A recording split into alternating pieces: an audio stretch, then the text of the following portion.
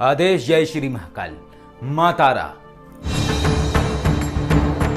यदि आप जीवन में आर्थिक व पारलौकिक समस्याओं से परेशान हैं अथवा किसी भी तरह का साधना संबंधी मार्गदर्शन, आध्यात्मिक अथवा भौतिक मार्गदर्शन प्राप्त करना चाहते हैं तो कॉल मी 4 ऐप से कॉल करें। डाउनलोड करें कॉल मी 4 ऐप और सर्च करें विश्वनाथ अघोरी, रहस्यों का सौदागर, विचारों का समंदर। मां तारा के रहस्य बहुत ही विस्तृत हैं और तंत्र शास्त्रों के अनुसार अगर हम कहें तो इनके रहस्य इतने विस्तृत हैं जिनको समझना सहज नहीं है। और इनकी जो पद्धतियां हैं वो भी बहुत ही जटिल है और अलग अलग जगह पे अलग अलग उल्लेख मिलता है। जब हमने एक पुस्तक का अध्ययन किया जिसमें कि अलग अलग तंत्र शास्त्र से उसमें बताया गया कि इस तंत्र शास्त्र में ये लिखा है, मां तारा के विषय में इस तंत्र शास्त्र में ये लिखा है, इसमें ये लिखा है, तो अलग अलग बातें हैं, अलग अलग चीजें हैं, अलग अलग प्रक्रियाएं हैं। तो यहाँ पे हम सिर्फ आपको एक सहज प्रक्रिया बताएंगे जिस प्रक्रिया के अनुसार अगर आप जाप करेंगे तो आपको फल प्राप्त होगा। और हम जो साधना आपको देंगे वो साधना देंगे नील सरस्वती माँ की, यानी मां तारा के नील सरस्वती स्वरूप में। नील सरस्वती क्यों कहा जाता है? नील सरस्वती इसलिए कहा जाता है क्योंकि उस नील सरस्वती स्वरूप में मां व्यक्ति को समस्त शास्त्रों का ज्ञान प्रदान करती है। व्यक्ति के अंदर समस्त शास्त्रों का ज्ञान प्रकट होने लगता है, ऐसा तंत्र शास्त्रों में कहा जाता है। मां तारा इसलिए कहा जाता है क्योंकि वो मोक्ष प्रदान करने वाली मां है। उनका जो स्वरूप है वो मोक्ष प्रदान करने वाला है, इसलिए उन्हें मां तारा कहा जाता है। मां उग्र तारा, उग्र तारा क्यों कहा जाता है? समस्त विपत्तियों से व्यक्ति को निकाल कर उसका उद्धार करने वाली, व्यक्ति को उन तमाम समस्याओं से निकालने वाले स्वरूप को उग्र तारा स्वरूप कहते हैं। ताराणव करके एक पुस्तक है तो उसमें ये उल्लेख मिलता है कि जो वशिष्ठ जी थे, वो ऋषि वशिष्ठ जी जो थे तो उन्होंने मां तारा की साधना की थी। और जब वशिष्ठ जी ने मां तारा की साधना की तो उसके बाद साधना करने के बाद उन्हें कुछ भी फल प्राप्त नहीं हुआ। तो इसके बाद क्रोध में आके उन्होंने श्राप दे दिया था मां तारा को। बाद में उन्होंने श्राप उद्धार भी किया था और जो मंत्र जाप उन्होंने किया था वो मंत्र मैं आपको बता देता हूं। ह्रीम स्त्रीम हूम फट, ये वशिष्ठ जी ने जाप किया था। अब इसके साथ साथ जो नील तंत्र है, नील तंत्र में वर्णन आता है कि सबसे उपयुक्त मंत्र है ओम ह्रीम स्त्रीम हूम फट।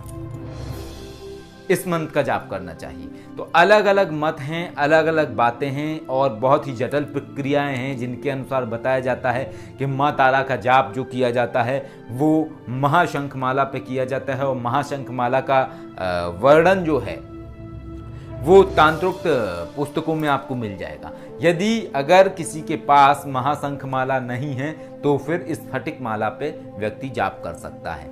इसके साथ रहस्य पुरस्चरण की अगर हम बात करें तो रहस्य पुरस्चरण प्रत्येक व्यक्ति के लिए सही नहीं है। सही इसलिए नहीं है क्योंकि रहस्य पुरस्चरण सिर्फ और सिर्फ अघोरी या जो कौल मार्ग के साधक हैं, सन्यासी हैं और जो पूरे तरीके से एक तरीके से सामाजिक जीवन से अलग हैं, उनके लिए ये प्रक्रियाएं होती हैं। तो रहस्य पुरस्चरण के अनुसार बताया जाता है जिसमें मां पूछती हैं महादेव से कि यदि कोई व्यक्ति असमर्थ है पुरस्चरण करने में तो उसे क्या करना चाहिए। तो उसमें महादेव बताते हैं कि यदि कोई व्यक्ति असमर्थ है पुरस्चरण करने में तो एक विशेष दिन व्यक्ति एक मुंड लेकर आए और लेके वो मुंड उसका पंच उपचार से पूजन करे और पंचगव्य से पूजन करे। ऐसा उल्लेख है उसमें। पंच उपचार या पंचगव्य यहाँ मैं सटीक नहीं कहूँगा कि मैं यहाँ पर सटीक हूँ, हो सकता है कुछ मुझसे यहाँ पर त्रुटि हो रही हो। तो ऐसा कुछ प्रक्रिया बताया जाता है। उसके बाद बोला जाता है कि इस मुंड को ले जाके किसी निर्जन स्थान पे गड्ढा करके कुछ दूरी पे गाड़ दें, जमीन के अंदर गाड़ दें, उस गहरा गड्ढा करके उसके बाद वहाँ पे बैठ के व्यक्ति माँ तारा के मंत्र का जाप करे तो इसके बाद उस व्यक्ति का पुनश्चरण पूर्ण हो जाता है और व्यक्ति कल्प वृक्ष के समान हो जाता है। तो ऐसी प्रक्रियाएं सामान्य मनुष्य के लिए नहीं हैं और ये बिल्कुल ही सहज प्रक्रियाएं नहीं है एक सामान्य व्यक्ति के लिए। तो माँ तारा का जो स्वरूप है ये बहुत ही विस्तृत है और इनके विषय में अगर आप जानना चाहते हैं तो बहुत सारी बातें हैं, लेकिन यहाँ सिर्फ हम सिर्फ सहज बात करेंगे जो आसान हो और व्यक्ति कर सके। जो हमने पहले भी बताया था, तो सहज तरीका सिर्फ ये है कि माँ तारा के मंत्र का जाप या तो एक ऐसे स्थान पे आप करें जो स्थान निर्जन हो या सुनसान घर हो जहाँ पे आप रहते ना हो, कोलाहल ना हो, ऐसी जगह पे करें, या फिर आप माँ तारा के मंत्र का जाप ऐसे स्थान पे करें जहाँ पे कि वो कोई दूसरा शिवलिंग ना हो, दूसरा शिवलिंग का मंदिर ना हो, 3 या 5 कोस की दूरी तक में सिर्फ एक ही शिवलिंग होना चाहिए उस मंदिर के अंदर। तो इस तरीके की कुछ बातें हैं जो आपको ध्यान में रख के ही जाप करना पड़ेगा। और अब मैं आपको मंत्र बता देता हूँ। तो मंत्र यही है, ह्रीम स्त्रीम हूम फट। ये मंत्र है ह्रीम स्त्रीम हूम फट, ये माँ तारा का मंत्र है। चाहे तो आप इस मंत्र का जाप कर सकते हैं, ह्रीम स्त्रीम हूम फट, या फिर आप दूसरे मंत्र का जाप कर सकते हैं। दूसरा मंत्र सुन लीजिए, ओम ह्रीम स्त्रीम हूम फट। ये जो मंत्र हैं ये मंत्र माँ के नील सरस्वती स्वरूप के हैं। जो नील सरस्वती स्वरूप है इसमें बताया जाता है कि जो माँ का स्वरूप है वो नील वर्ण है और इस मंत्र की साधना करने से व्यक्ति को स्वतः ही वाक सिद्धि प्राप्त हो जाती है। समस्त शास्त्रों का ज्ञान व्यक्ति के अंदर प्रकट होने लगता है और भी बहुत सारी रहस्यमय शक्तियां व्यक्ति से जुड़ने लगती हैं। तो ये जाप है, ये तरीका मैं आपको बता चुका हूं। तो आप रविवार से मंत्र जाप प्रारंभ कर सकते हैं और इसके साथ साथ 11 दिन में आप 1.25 लाख मंत्र जाप पूर्ण कर लीजिए। और इसके अलावा आप जब 11वें दिन हवन आहुति करेंगे तो हवन आहुति आपको कैसे करनी है ये भी सुन लीजिए। हवन आहुति आपको ऐसे करनी है कि घी में अगर कमल मिल जाएं, आपको कमल की पंखुड़ियां मिल जाएं तो घी में कमल की पंखुड़ियां मिला के उससे आपको आहुति करनी है।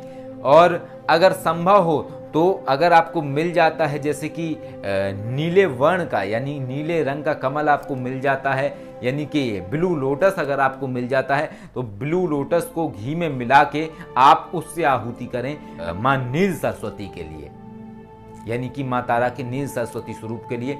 यदि ये भी संभव ना हो तो फिर आप खाली घी से ही आहुति कर सकते हैं। तो इस तरीके से करने के पे आपको बहुत कुछ प्राप्त होगा और धीरे धीरे एक ऐसी स्थिति घटित होने लगेगी कि जिसको वाक सिद्धि बोलते हैं। जो बात बोली वो सही हो गई, जो बोला वो सही हो गया। और इसके साथ साथ एक और बात कि आपके अंदर वेदों का, शास्त्रों का ज्ञान प्रकट होने लगेगा। जितने भी ग्रंथ हैं उनका जो सार है वो आपके अंदर प्रकट होने लगेगा। क्योंकि अगर हम बात करें शास्त्रों की तो एक नहीं है, बहुत सारे हैं, बहुत सारे ग्रंथ हैं। तो उनका सार व्यक्ति के अंदर प्रकट होने लगता है। वो समझने लगता है कि आखिर इतने विस्तृत शब्दों में जो बात बताई गई है उसका सार क्या है। तो ऐसी चीज़ें व्यक्ति को प्राप्त होती हैं। और साथ में एक जो साधक ने किन्हीं ने बताया था कि माँ तारा की उपासना करने वाला व्यक्ति कभी भी स्त्री का अपमान नहीं करता है। तो ये तो हर साधना में नहीं किया जाता है, लेकिन विशेष बाउंडेशन माँ तारा की साधना में है। जो नील सरस्वती माँ की साधना है इसमें ये बाउंडेशन है। तो ये आपको याद रखना है कि आपको किसी भी स्त्री का अपमान नहीं करना है। यदि इस तरीके की आप गलतियां करेंगे तो उससे जो सिद्धि है वो नष्ट हो जाएगी। तो इस तरीके का जो आपको हमने बताया है तो आप कर सकते हैं। घी का दीपक जला सकते हैं और बाकी सहज प्रक्रिया है। और इसके साथ साथ भविष्य में अगर संभव हुआ तो हम कुछ मानस शक्तियों के माध्यम से माँ तारा नील सरस्वती माँ के विषय में कुछ और रहस्य ज्ञात करके या पता करके हम आप लोगों को बताएंगे। अभी तो सिर्फ सहज तरीके से हमने आपको बताया है और कुछ तांत्रिक पद्धतियों का अध्ययन करने के बाद हम इस निष्कर्ष पर पहुँचे हैं कि इस तरीके से आपको साधना करनी चाहिए। क्योंकि बहुत जटिल प्रक्रिया है माँ की साधना करने की और बहुत अलग अलग पद्धतियाँ हैं जिनमें शव के ऊपर भी साधना की जाती है और बहुत कुछ है जिनको आप समझ नहीं सकते हैं। हृदन्यास, करन्यास और ये जितनी भी पुरस्चरण की प्रक्रियाएं हैं ये बहुत ही जटिल हैं, सहज बिल्कुल भी नहीं है। तो आम व्यक्ति इन चीज़ों को नहीं कर सकता है। अगर वीडियो अच्छा लगा तो लाइक कीजिएगा। अगर आपको चैनल अच्छा लगता है तो सब्सक्राइब कीजिएगा। अगर आपको चैनल अच्छा नहीं लगता है तो अनसब्सक्राइब कीजिएगा। जैसे मर्जी वैसे करें। आदेश। जय श्री महाकाल।